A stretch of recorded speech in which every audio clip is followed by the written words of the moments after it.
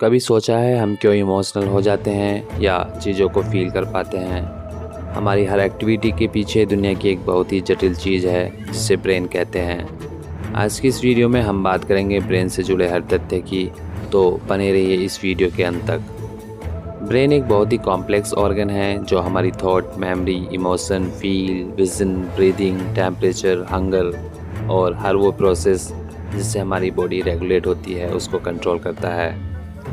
आखिर किससे बना है हमारा ब्रेन, चलिए जानते हैं। एक एवरेज एडल्ट में लगभग 3 पाउंड का ब्रेन होता है जिसका 60% भाग बना होता है फैट से और बाकी 40% भाग वाटर, प्रोटीन, कार्बोहाइड्रेट और सॉल्ट से बना होता है। लेकिन ब्रेन खुद एक मसल नहीं है, इसमें ब्लड वेसल्स, नर्व्स और साथ ही न्यूरॉन होते हैं। हमारा ब्रेन 2 हिस्सों में बटा होता है, एक भाग को वाइट मैटर बोलते हैं और दूसरे भाग को ग्रे मैटर। अब आप सोच रहे होंगे कि ये क्या होते हैं, तो चलिए इस वीडियो में हम ब्रेन के बारे में सब कुछ जानने वाले हैं। कहीं जाइएगा नहीं, वीडियो के अंत तक बने रहिए। तो हम बात कर रहे थे ग्रे मैटर और वाइट मैटर की। दरअसल ग्रे मैटर और white matter central nervous system के 2 अलग अलग भाग होते हैं। ब्रेन का डार्क बाहरी भाग ग्रे मैटर होता है और ब्रेन के अंदर का भाग वाइट मैटर। ग्रे मैटर मुख्य रूप से न्यूरॉन समाज से बना होता है जो कि सेंट्रल राउंड सेल्स होती हैं। वही वाइट मैटर एक्सोन से बना होता है जो लंबे तने जैसे होते हैं और न्यूरॉन को जोड़ते हैं। दोनों भाग एक सुरक्षित कवच में होते हैं जिन्हें माइलिन कहते हैं। इन दोनों भागों का अलग अलग काम होता है। ग्रे मैटर इन्फॉर्मेशन को प्रोसेस और इंटरप्रेट करता है, वहीं वाइट मैटर इस इन्फॉर्मेशन को नर्वस सिस्टम के दूसरे भागों को ट्रांसमिट करता है। ब्रेन पूरे शरीर में केमिकल और इलेक्ट्रिकल सिग्नल भेजता और रिसीव करता है। अलग अलग सिग्नल अलग अलग प्रक्रियाओं को कंट्रोल करते हैं। कुछ आपको थका हुआ महसूस कराते हैं जबकि अन्य आपको दर्द का एहसास कराते हैं। कुछ संदेशों को मस्तिष्क अपने अंदर स्टोर करके रखता है और बाकियों को रीढ़ के माध्यम से शरीर के अंदर मौजूद विशाल नसों के नेटवर्क के थ्रू बॉडी के सभी भागों में भेजता है। ये सब प्रक्रिया करने के लिए सेंट्रल नर्वस सिस्टम अरबों न्यूरॉन्स या नर्व सेल्स पर निर्भर करता है। अब बात करते हैं मस्तिष्क के मुख्य भागों और उनके कार्यों की। ब्रेन को 3 भागों में बांटा जा सकता है, सेरेब्रम, ब्रेन स्टेम और सेरेबेलम। चलिए सबसे पहले बात करते हैं सेरेब्रम की। सेरेब्रम में ग्रे मैटर और इसके सेंटर में वाइट मैटर होता है।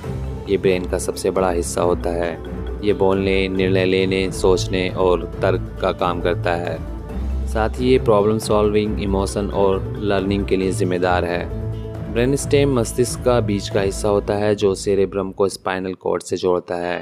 ब्रेन स्टेम 3 हिस्सों में बटा होता है जिन्हें मिड ब्रेन, पॉन्स और मेडुला कहते हैं। मिड ब्रेन एक बहुत ही जटिल संरचना है। ये मूल रूप से सुनने, चलने के लिए रिस्पॉन्सिबल होते हैं। साथ ही इन्वायरमेंटल चेंजेस को कैलकुलेट करने में मदद करते हैं।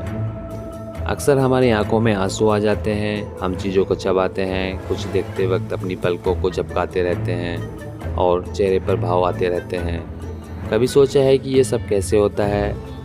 इन सब के लिए पॉन्स जिम्मेदार होते हैं। साथ ही ये पॉन्स मिड ब्रेन और मेडुला को जोड़ते हैं। ब्रेन स्टेम की निचली सतह पर जहाँ मस्तिष्क स्पाइनल कॉर्ड से मिलता है, मेडुला प्रेजेंट होता है।